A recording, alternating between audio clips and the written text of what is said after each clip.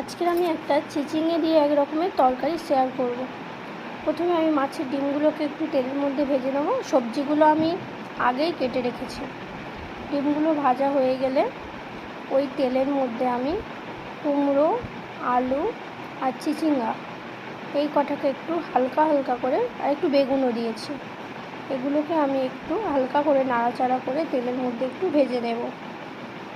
প্রথমেই কিন্তু কেউ নুন অ্যাড করবেন না, আমি যেভাবে করি সেটা আপনাদের কাছে শেয়ার করছি। সবজিগুলো প্রথমে এমনি ভালোভাবে কড়াইতে তেলের মধ্যে নাড়াচাড়া করে নেব। তারপরে আমি এখানে নুন আর একটু হলুদ অ্যাড করব। হলুদটা শুধু কালারের জন্য।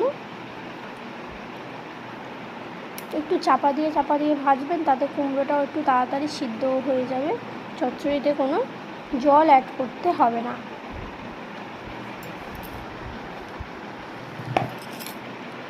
একটু হালকা করে নাড়াচাড়া করে সবজিগুলো ভেজে নিয়ে তুলে নিতে হবে।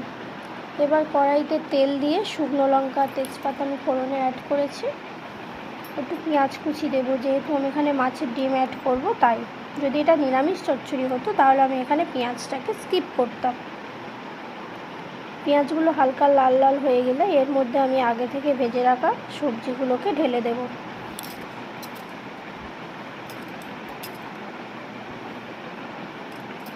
এই সবজিগুলোকে এবার আমি একটু নাড়াচাড়া করে নিয়ে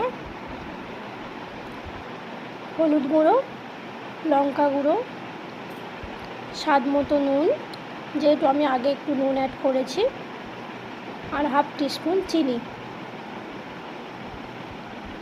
এগুলোকে একটু নাড়াচাড়া করে নিয়ে এর মধ্যে আমি একটু ধনে গুঁড়ো ও জিরে গুঁড়ো অ্যাড করব। আপনারা চাইলে চিনিটাকে নাও দিতে পারেন, কিন্তু চিনিটা দিলে টেস্টের ব্যালেন্সটা ঠিক থাকে, তাই আমি এখানে চিনিটা দিয়েছি। এবার ধনে গুঁড়োটা দেব।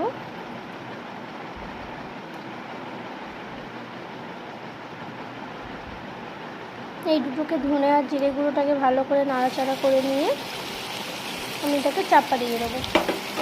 মিনিট 5 পরে মাছের ডিমটা আমি অ্যাড করব।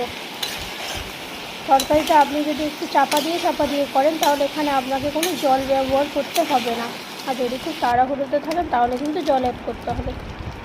দেখুন আমার আনাজগুলো সিদ্ধ হয়ে গেছে। আমি এবার এখানে একটু গরম মশলা অ্যাড করছি, করেই তরকারিটা আমি নামিয়ে নেব।